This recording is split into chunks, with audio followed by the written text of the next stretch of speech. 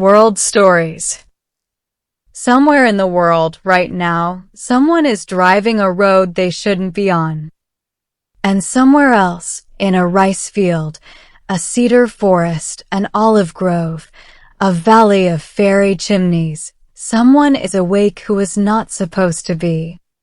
These are their stories. 6 episodes. 6 countries. One truth that every story keeps returning to. The person who saves you is never the person the world would have chosen. In Indonesia, a woman checking irrigation channels by lantern light pulls a billionaire from a flooded rice paddy in the dark and calls him Paktiamu until he remembers his name.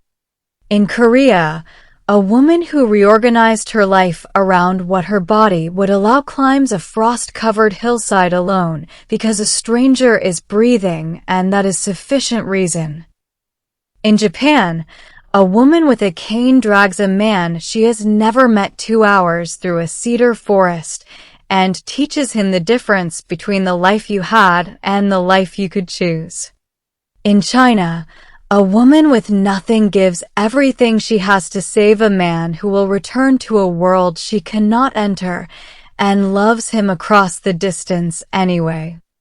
In Italy, a woman with a bad hip and a lantern and a cloth net works through the night in her olive grove, alone, because he was there and that was enough. In Turkey, a woman who had already rebuilt her life once before sits beside a stranger in the dark at the base of a fairy chimney and refuses to let him be alone. 6 women. 6 quiet decisions made in the dark, without witnesses, without reward, without certainty of anything except that someone needed help. Each episode is complete. No cliffhangers. No waiting. Just one full story, from beginning to end, and one question, asked 6 different ways. What does it mean to be found by someone who had no reason to look for you? Pulang.